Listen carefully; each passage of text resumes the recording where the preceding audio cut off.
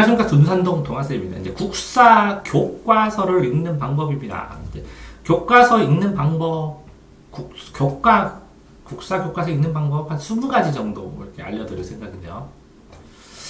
이게 뭐 20가지나 돼요. 뭐 찾기 나누고 100가지도 만들 수 있습니다. 자, 그럼 국사 교과서를 읽는데 제일 처음에 뭐를 하면 좋냐? 첫 번째는 뭐를 하냐면, 첫 번째, 그림이나 도표만 봅니다. 그림, 도표, 참고자료. 자, 시험 범위 안에 있는 그림이나 도표나 참고자료를 쭉 연결시켜서 쭉 읽어봅니다. 그러면 뭐가 도움이 되느냐? 국사시험을 보게 되면요, 이런 그림이나 도표나 참고자료들이 꼭 껴나옵니다. 그러니까 결국은 이 그림이나 도표나 참고자료의 순서를 알게 되면, 그 다음에 그게 무슨 내용인지를 알게 되면, 나중에 본문 내용에서 이런 것들을 설명하고 있다는 거예요. 그러니까 결국은 처음에 나중에 왜 그럼 이거부터 읽게 하느냐? 책의 내용을 다 읽은 다음에 이거를 그림을 봐도 돼요. 근데 그런 것보다 이 그림을 본 다음에 이 내용을 보게 되고, 그래서 그림에다가 추가 정리를 하게 되면 굉장히 빠르게 이게 그림이나 도표, 참고자료 중심으로 쫙 정리가 됩니다. 그러니까 이 글을 읽기 전에 글에 대한 스크랩이 되는 거예요. 그림이나 도표가. 그러니까 시험 문제, 내가 뭐라 그랬어요? 시험 문제를 풀려면 그림, 도표, 참고자료가 나오니까 이거부터 보는 게 맞지 않느냐 이런 생각입니다. 그래서 1회독은 그림, 도표, 참고자료를 봅니다. 다만 어떤 식으로 보느냐? 팁. 꼼꼼하게 여기가 뭘까? 여기가 왜 이렇게 써있을까? 이건 뭘까? 이건 뭘까? 이런 식으로 써주면서 체크를 하고 궁금증도 간단하게 써놓고 거기에 있는 특징도 생각을 해보고 공통점, 차이점 찾아가면서 비교하면서 읽는 겁니다.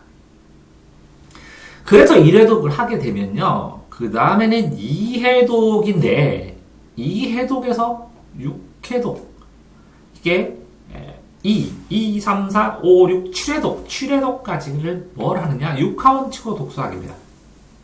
6하원칙. 자, 시험 문제를 안다는 것은 무엇을 뜻할까? 그러면 6하원칙으로, 신문에다 6하원칙으로 하면 궁금한 게 하나도 없는 것처럼 궁금한 게 하나도 없게 됩니다. 6하원칙으로 정리하면. 그러니까 책을 처음부터 끝까지 읽되 누가 했느냐? 누가 이기냐? 누가 누구한테 시킨 거냐? 누가를 중심으로. 누가, 언제부터 언제까지 이게 있었냐, 그게. 언제부터 언제까지. 누가, 언제. 어디서 어디로 이동했느냐. 어디서. 누가, 언제, 어디서. 근데 무엇을 가지고 무엇으로 바꿨냐. 무엇으로 대체하고 무엇으로 했느냐. 그러면 과정은 어떻게 변하느냐? 어떻게. 근데 이제 이거를 했을 때요, 라고 하면 왜 얘가 했고, 왜 그때 했고, 왜 거기서 했고, 왜 그것으로 했고, 왜 그런 방법을 했느냐? 이렇게 읽게 되는데요, 흐름을 찾아서 여러 번 읽는 거예요. 여러 번.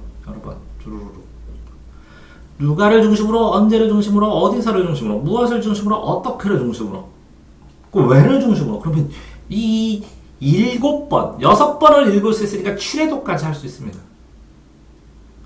이렇게 읽은 다음에 그럼 8회독은 뭐냐? 8회독은 이렇게 읽는 과정에서 모르는 용어를 다 찾아놓는 겁니다.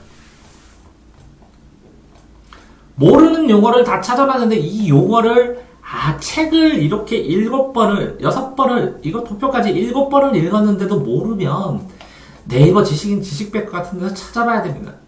이게 무슨 뜻인지. 근데 모아놨다가 한꺼번에 찾는 게 좋습니다. 이 흐름 속에서.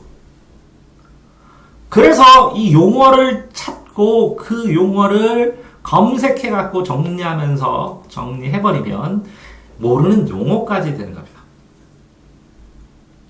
자, 그렇게 되면 그럼 부회독은 뭐하냐? 이제서야 비로소 사건의 줄거리.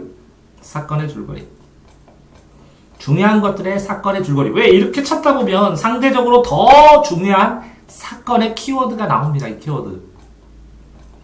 이 사건의 키워드를 어디다 옮기는 거냐? 연표나 흐름사에다 옮기는 겁니다. 연표나 흐름사. 그러면 연표를 쭉 읽어놨던 거를 이거를 끼워서 넣으면 이 연표를 중심으로 수능 준비를 하는 겁니다. 그러면 나중에 복습할 때는 계속 국사 공부해서 틀린 것도 연표에다 쓰고 교과서 내용도 내가 모르는 것도 쓰고 내가 기억해야 될 거 쓰고 이렇게 되면 연표만 계속 보게 되면 모의고사 볼 때 한 번씩 몇 시간씩 떠들어 보면 누적되면 수능이 국사가 절대교과가 1등급이 나오는 거죠. 자, 그 다음에 10회독은 어떻게 하는 거냐? 국사책 10회독. 저 했어요. 그림 도표 첨구도를 봤어요. 6함축을 읽었어요. 모르는 영어도 했어요. 사건 영어, 사건 키워드 중요한 거 했어요. 그럼 이거는 뭐예요? 내 수업을 들었잖아요. 이 수업하고 선생님 노트하고 선생님 스타일하고 예상을 하면서 여기에 선생님이 시험 낼지도 모르겠다. 시험 예상을 하는 겁니다. 아, 요거는 선생님이 시험 낼 것 같다. 요 부분 시험 낼 것 같다. 중간고사를 보게 되면 이게 가능해요. 그 내용에 맞춰서 아, 옛날 스타일, 그 옛날 스타일 이런 거 나면 이런 거 안 나올까? 이런 거 나올까? 이거 시험 나오면 이거 조심해야 돼. 이거 시험 나오면 이거 조심해야 돼. 이거 시험 나오면 이거 조심해야 돼. 이런 것처럼 찍어둘 수가 있습니다. 자, 그러면 다른 과목과 상관없이 국사 측의 고유한 방법은 어디 있어요? 자, 이거는 뭐라고요? 과학도 가능합니다. 이거는 뭐라고요? 국사의 고유한 방법일지도 모릅니다. 그러나 시를 독해하던 국어를 공부하던 이렇게 육하원칙으로 보는 거는 어디든 다 말라요. 왜? 육하원칙은 상황을 알려주고 상황을 파악하면 줄거리를 뽑았으니까 더 정확하게 문제를 이해할 수 있으니까 이것도 어디든 다 쓰는 걸 거예요. 이것도 어디든 다 써요. 그림 도표가 있는 거. 그럼 모르는 용어도 어디든 다 써요. 이것도 어디든 다 써요. 요것도 어디든 다 써요. 국사에 특이한 건 아니야. 자, 그럼 11번. 자, 이게 교과서를 지금 맞힌 겁니다. 교과서. 교과서를 맞힌 거면, 자, 문제집을 딱 받았어요. 문제집을. 근데 처음부터 차곡차곡 푸는 것도 있지만, 문제집이나, 자, 문제집도 되고 자습서도 되고, 문제집에 있는 도표, 그림만 처음부터 쭉 봅니다. 그러면 공부가 됩니다. 이런 것들 나오겠구나. 자, 문제집을 풀었어요. 틀린 부분을 체크를 해야 돼요. 어디다가? 연표에다가.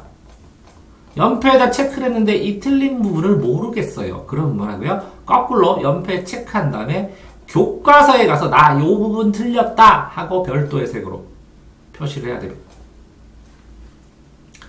자, 그런 다음에 이 부분 내가 틀렸다 하고 연표에다 체크를 했고 이 연도쯤에 내가 약하다. 그래서 교과서에 이런 내용은 나왔다. 그래서 내가 이게 틀렸다. 그럴 때 내가 교과서를 읽었는데 이 문제를 왜 틀렸지?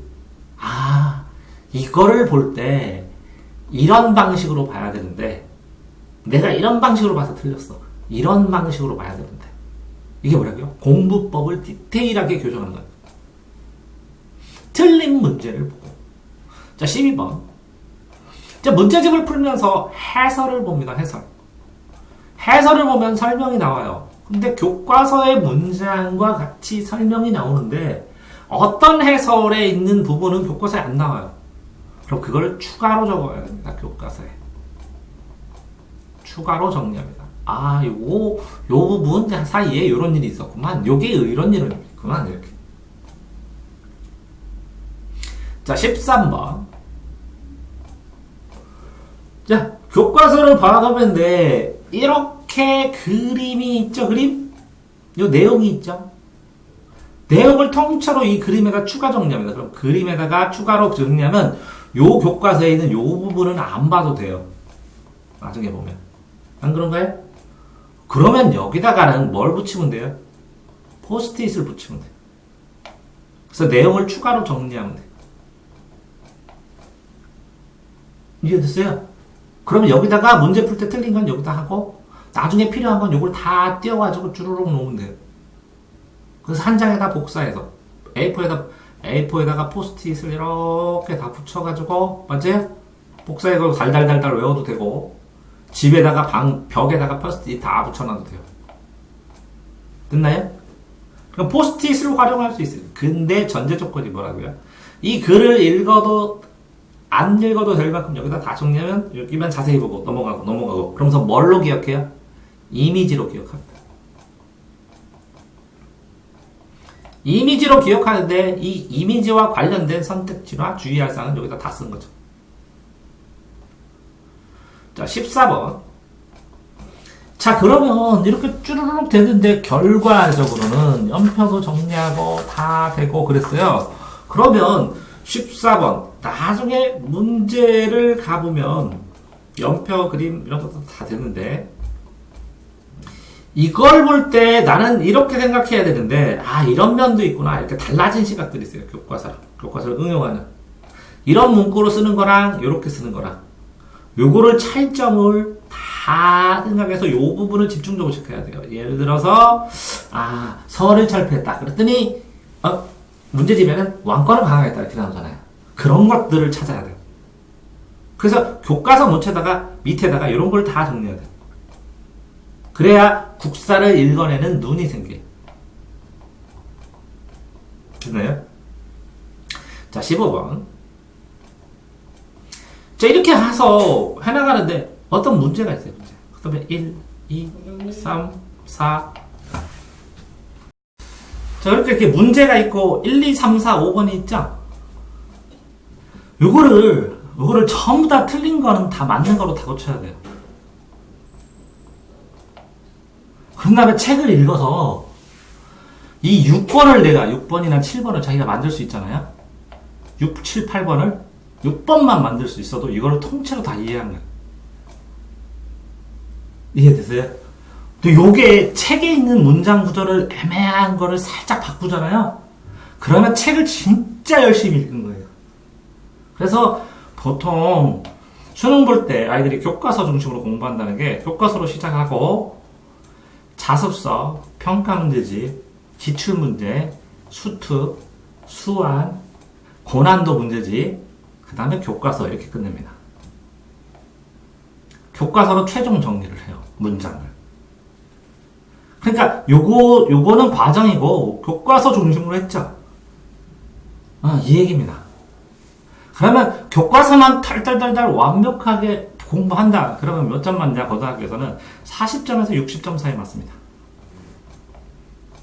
자습서 하면 70, 평가문제집 하면 75, 수능 기출문제나 수특 수완하면 85, 90, 고난원이도 하면 95, 그리고 반복해서 완벽하게 연표까지 다 외우고 그러면 100 이렇게 맞습니다.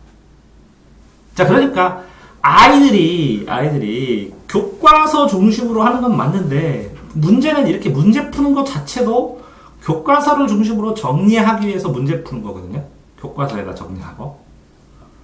근데 이제 교과서가 국정교과서도 있지만 여러 출판사가 있기 때문에 여기에 있는 자료인데 여기는 나오고 여기는 안 나올 수도 있거든요. 수능 이거 나오면 어떡할 거예요? 모든 교과서를 다 읽을 수가 없잖아요. 그래서 문제를 푸는 거예요. 문제 풀다 보면 여기에 있는 그림들이나 이미지들이 다 나오니까. 그래서 이렇게 문제를 풀고 공부를 해야 된다는 거죠. 자, 그러면 16번. 그랬을 때 수능 기출을 풀면요. 자, 수능 기출을 풀면 여기에 A 자료나 A 사료나 아니면 A 문제가 나와요. 이 A 문제가 나오면 이 A 문제를 교과서에서 읽고 확인하면 흐름이라는 게 뭘 포인트로 가르치려고 어떤 걸 시험 내려고 어떤 건 외워야 되고 어떤 건 판단해야 되고 내는구나 하는 거를 당연히 교과서를 10번 이상 읽었으니까 교과서 중심에다가 R을 붙이는데 그러면 내용이 너무 많아져요. 그래서 17번 그래서 연표를 재구성하는 겁니다. 연표 사이사이에 정리하다가 이 연도에서 이 연도 사이에 있는 상황들을 정리하는 겁니다. 그것들을 누가 수능 특강 하든지 노트 정리하는 사람들이 이걸 다 정리해서 노트 정리를 합니다. 그러면 이 노트 정리에 있는 내용 중에서 안 나오는 거, 교과서에서 안 나오는 걸 찾아봤어요. 교과서에 가보니까 없어요. 다른 교과서에서 더 나오는 겁니다. 그래서 노트 정리를 중심으로 교과서를 다시 또 봐야 되는 것이고, 그래서 19번 그렇게 되다가 보니까 어떤 부분만 지속적으로 틀려요. 그걸 테마식으로, 예를 들어서 광복군의 이동과 광복군 집단에 대해서, 군역제도에 대해서, 이렇게 이거를 하다가 보니까 이걸 표로 간단하게 정리한 겁니다. 그래서 아까 준 게 흐름사입니다. 흐름사표로 정리한 게. 이 흐름사표로 정리하는 게 굉장히 여러 가지가 있는 거예요. 그런데 이렇게 쭈루루룩 해가지고 흐름사까지 딱 했는데 뭔가 틀려. 뭐가 찜찜해. 100점이 안 나와. 그래서 이 흐름사 중에서 어떤 특정 부분은 테마사 해갖고 아주 상세히 정리한 거야. 왜? 틀린 데만 틀려요. 무슨 얘기냐면 토지제도에 대해서 자기가 틀렸던 것을 다 선택지들을 다 정리해서 이렇게 나온 건 요게 답이야. 이렇게 나온 건 이렇게 답이야. 이렇게 선택지를 다 하나하나 일일이 정리합니다. 그랬을 때 만점이 나오죠. 근데 문제는 국사가 이제는 1등급만 나오면 되니까 그러니까 만점이 맞을 필요가 없는 상황이 되어버렸어요. 안 그럴까요? 어?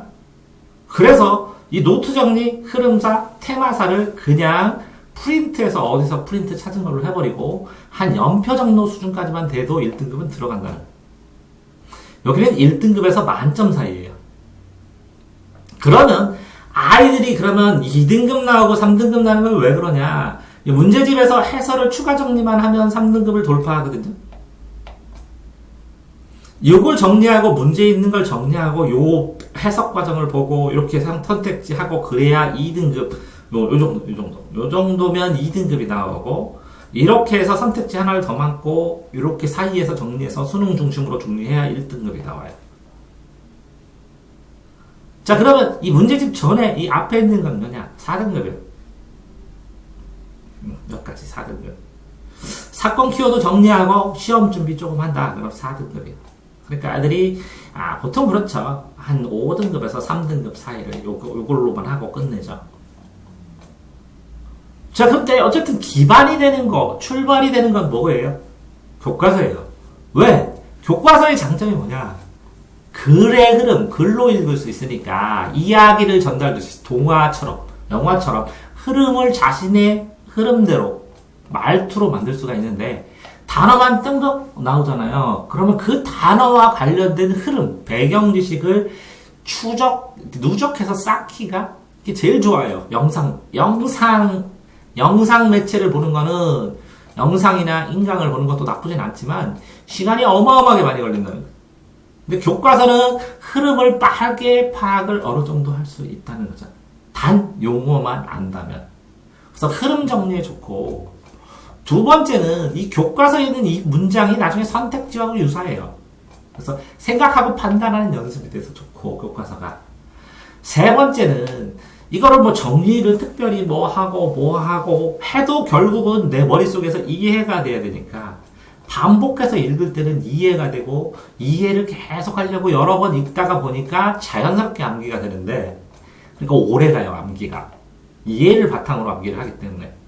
근데 다른 거 요점 정리를 보고 그러면 암기를 바탕으로 하기 때문에 이해가 안 돼서 나중에 빨리 잊어버려요. 자, 네 번째는 어쨌든 내신의 중심이 그 교과서이기 때문에 선생님들도 교과서 참고를 해요. 나와 있는 거를 응용하기 위해서. 근데 이 교과서의 내용들이 나와 있는 문제집을 갖다가 내기가 쉽죠. 왜? 본인이 일일이 다 치고 해야 되는데 조금만 고치면 되니까. 그게 고3을 가리키고 있을 확률이 크니까 수특화 수완일 확률도 크죠. 기출문제일 확률도 크고. 나왔던 거 나올 가능성이 크죠. 근데 어쨌거나 교과서 제일 뒤에 연표가 있는 사람들도 있고 책도 있고 없는 책도 있는데 이 연표에다가 이 앞에 있는 내용 중에 네가 틀릴 만한 건 다 써라. 그래서 연표를 지속적으로 읽어라. 해서 나만의 요약 정리를 하기가 좋은 게 교과서죠. 그런데 교과서만 하면 자, 엄밀하면 3등급이라는 거죠. 최상위 어떻게 보면 5등급에서 3등급 맞으니까 4등급이라는 거죠. 교과서 너머에서 문제를 풀어서 끊임없이 교과서를 보충해야 된다는 거. 왜? 출판사가 여러 개고 자료가 여러 가지인데 내가 안 본 자료를 해석 내가 하기는 쉽지 않다는 거죠. 아? 국사 오타쿠면 모르겠지만 덕후면 모르겠지만. 아? 근데 부담감은 없죠. 왜? 절대평가기 때문에 일정 부분 맞으면 된다는 거죠. 근데 국사를 어느 정도 했던 애들이 이렇게 올라와서 1등급 맞던 애들이 있어. 근데 안 나와. 왜? 연표를 정리해서 계속 봤으면 안정적으로 잊어버리지 않도록 좀 방어를 하면서 누적되고 쌓일 텐데 이게 정리가 안 되니까 오래 간다는 거죠. 이게 잃어버리면 다시 해야 된다는 거죠. 그럼 어디서부터 해야 될지 모른다는 거죠. 그럼 곤란해진다는 거죠. 이해됐나요? 자, 그래서 뭐가 필요해요, 현재에서? 연표. 네, 전산동 통화사입니다.